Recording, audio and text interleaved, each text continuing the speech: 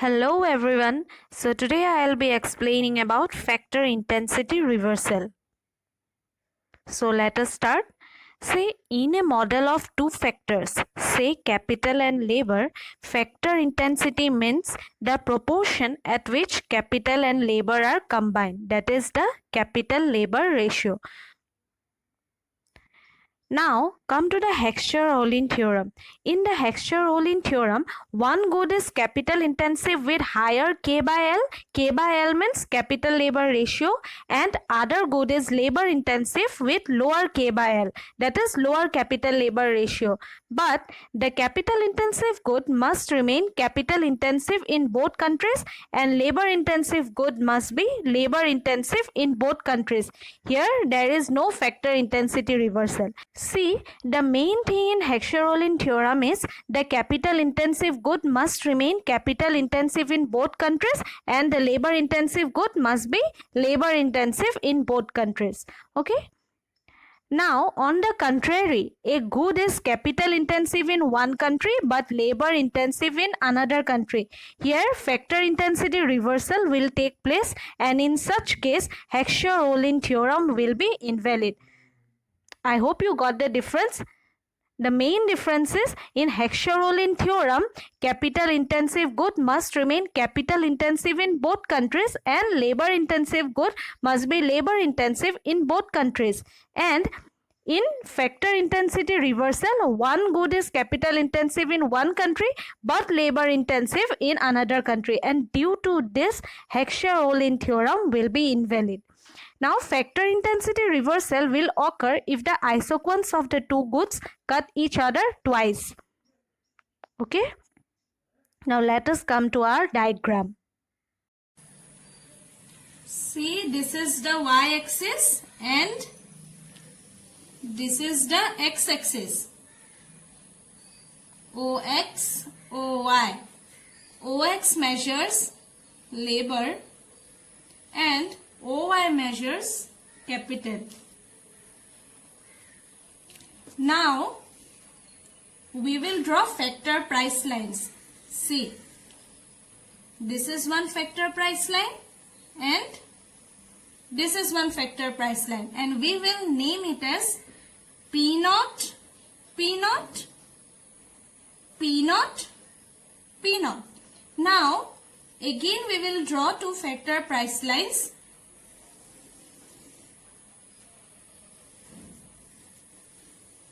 And we will name it as P1, P1, P1, P1. See, this P0, P0 represent the factor prices in country A. And P1, P1 represents the factor prices in country B. So the steepness of the factor prices in country A shows that country A is a capital abundant country, means capital is cheaper in country A and labor is expensive in country A. And see these lines P1, P1. Here country B is a labor abundant country because labor is cheaper in this country and capital is expensive in this country. We need to draw two isoquants and we need to draw it very carefully.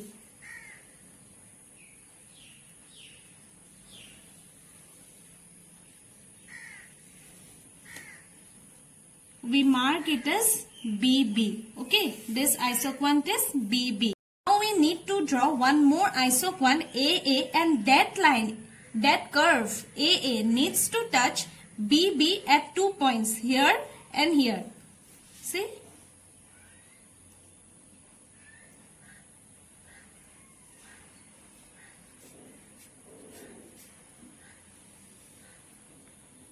AA. See, this isoquant AA has touched BB at 2 points. This point and this point. Let me label it. L good, K good, K good. This is L good.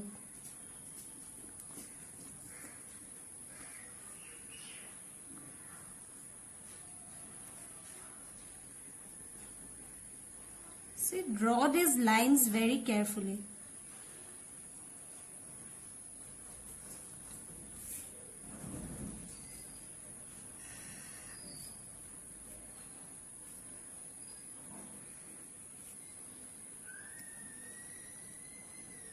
We label it as E, F, G and M, G. I will be explaining everything.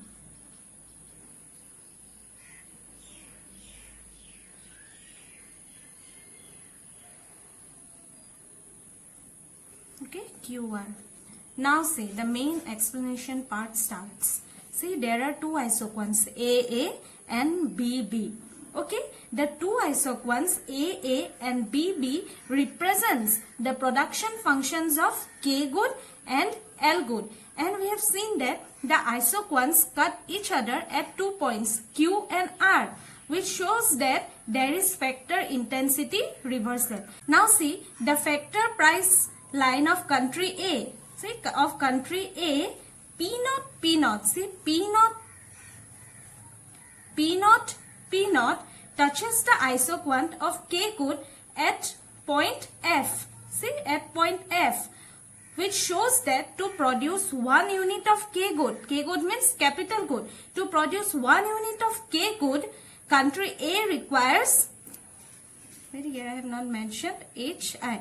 To produce 1 unit of K good, country A requires HF amount of capital and OH amount of labor. See, HF amount of capital and OH amount of labor.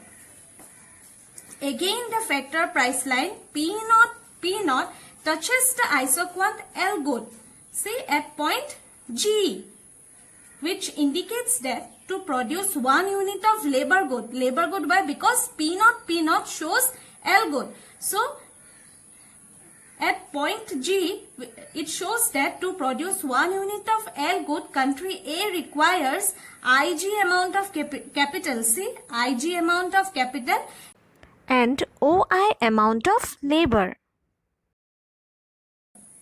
Okay, then in order to produce 1 unit of K good, country A requires same amount of capital as L good. See, HF is equal to GI. That means that country A requires same amount of capital as L good. Now see, OH is less than OI. That means it requires less labor as compared to L good. See, OH is less than OI. So what we have seen that K good is a capital intensive good. Is capital intensive good with higher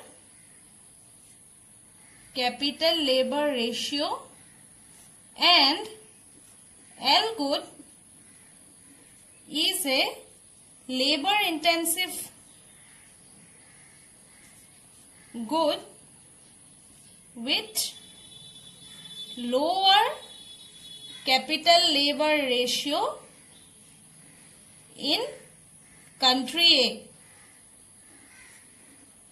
So what we have seen, a capital abundant country A will specialize in the production and export of capital intensive good K. This was for country A. Now we will see country B. See here, P1 is tangent to the isoquant K good at point M, which shows that to produce 1 unit of K good, country A requires JM amount of capital. See, JM amount of capital and OJ amount of labor. Okay, now see, P1 is tangent to the isoquant of L good. This is the L good. BB represents L good. So, it is tangent at point N, which shows that to produce 1 unit of L good, country B requires JN amount of capital and OJ amount of labor. Okay, JN amount of capital and OJ amount of labor.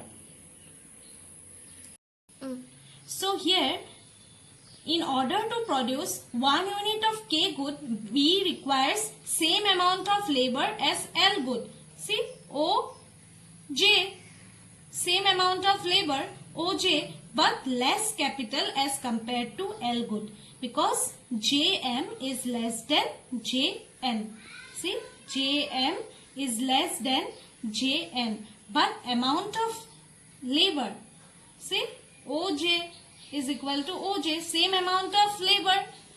So, what we found here, K good is a labor intensive country. K good is a labor intensive good with lower capital labor ratio, and L good is a capital intensive good with higher capital labor ratio in country B. So, a labor intensive country B will specialize in the production and export of labor intensive good K. So finally we see that K good is capital intensive in the capital abundant country A, but labor intensive in the labor abundant country B. Again, L good is labor intensive in country A. But capital intensive in country B. Does there exist factor intensity reversal between the two countries? In this case of factor intensity reversal, both the countries are specializing and exporting the same good, that is K, and hence there will be no trade. So from our diagram, we conclude that if the production function of the same good is not identical in the two countries, that is factor intensity reversal exists and Heckscher-Ohlin theorem will be invalid. So thank you, and if you like my video, then please like, share and subscribe.